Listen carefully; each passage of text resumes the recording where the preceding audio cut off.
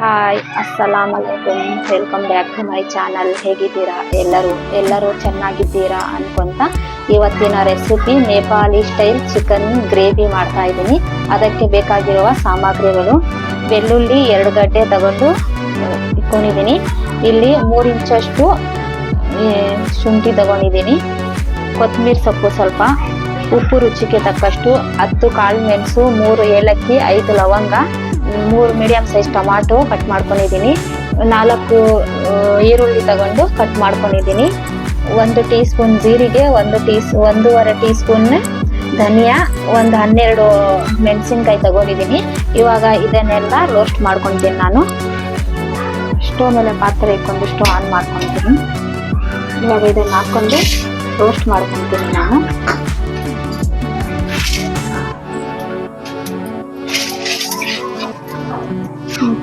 ಇವಾಗ ಇದು ರೋಸ್ಟ್ ಆಗಿದೆ. ಇವಾಗ ಇದು ತಣ್ಣಗಾಗಲಿ. ಇವಾಗ ಮಿಕ್ಸಿ ಜಾರ್ ತಗೊಂಡು ಈ ಮಸಾಲೆ ಹಾಕ್ಕೊಂಡು ಶುಂಠಿ ಹಾಕ್ಕೊಳ್ಳೋಣ, ಬೆಳ್ಳುಳ್ಳಿ, ಉಪ್ಪು, ಅರಿಶಿನ 1 ಟೀ ಸ್ಪೂನ್, ನೀರು ಹಾಕ್ಕೊತೀನಿ. ನೀರು ಹಾಕ್ಕೊಂಡು ರುಬ್ಕೊತೀನಿ. ಈ ಥರ ಫೈನ್ ಆಗಿ ಪೇಸ್ಟ್ ಮಾಡ್ಕೋಬೇಕು. ಇವಾಗ ಹೇಗೆ ಮಾಡೋದು ಅಂತ ನೋಡೋಣ ಬನ್ನಿ. ಇವಾಗ ಸ್ಟವ್ ಮೇಲೆ ಪಾತ್ರೆ ಇಟ್ಕೊಂಡು ಸ್ಟವ್ ಆನ್ ಮಾಡ್ಕೊಂಡಿದ್ದೀನಿ. 5 ಟೀ ಸ್ಪೂನ್ ಎಣ್ಣೆ ಹಾಕ್ಕೊಳ್ಳೋಣ. ಈ ರೆಸಿಪಿಯಲ್ಲಿ ಇವಾಗ ಎಣ್ಣೆ ಬಿಸಿ ಆಗಿದೆ. ಈರುಳ್ಳಿ ಹಾಕ್ಕೊಳ್ಳೋಣ.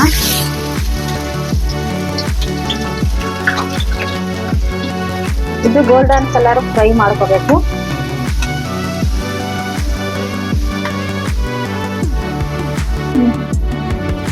ಈರುಳ್ಳಿ ಫ್ರೈ ಆಗಿದೆ. ಇವಾಗ ರುಬ್ಬಿರೋ ಮಸಾಲೆ ಹಾಕೊಂಡು ಫ್ರೈ ಮಾಡ್ಕೊಳ್ಳೋಣ. ಹಸಿ ವಾಸನೆ ಹೋಗುವವರೆಗೂ ಚೆನ್ನಾಗಿ ಫ್ರೈ ಮಾಡ್ಕೊಳ್ಳೋಣ. ಫ್ರೈ ಆಗಿದೆ, ಮಸಾಲೆ ಫ್ರೈ ಆಗಿದೆ. ಇವಾಗ ಟೊಮಾಟೊ ಹಾಕೊಂಡು ಫ್ರೈ ಮಾಡ್ಕೊಳ್ಳೋಣ.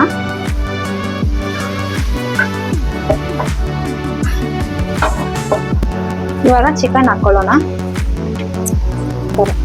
ಇವಾಗ ಎಲ್ಲ ಫ್ರೈ ಮಾಡ್ಕೊಳ್ಳೋಣ.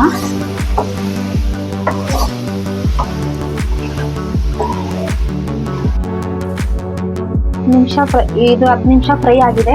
ಇವಾಗ ಇದು ಮಿಕ್ಸಿ ಜಾರಲ್ಲಿ ಮಸಾಲೆಗೆ ನೀರು ಹಾಕೊಂಡು ಮಿಕ್ಸ್ ಮಾಡ್ಕೊಂಡು ನೀರು ಹಾಕೊಳ್ಳೋಣ. ಇವಾಗ ಚೆನ್ನಾಗಿ ಮಿಕ್ಸ್ ಮಾಡ್ಕೊಂಡು ಇವಾಗ 10 ನಿಮಿಷ ಕವರ್ ಮಾಡಿ ಬಿಡೋಣ.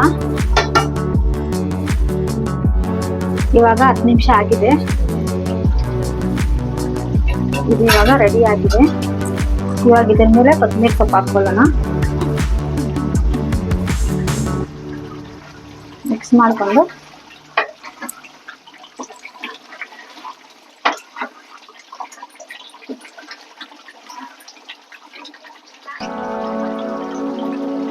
ಇವಾಗ ನಾನು ಬೌಲಿಗೆ ಸರ್ವ್ ಮಾಡಿ ತೋರಿಸ್ತೀನಿ.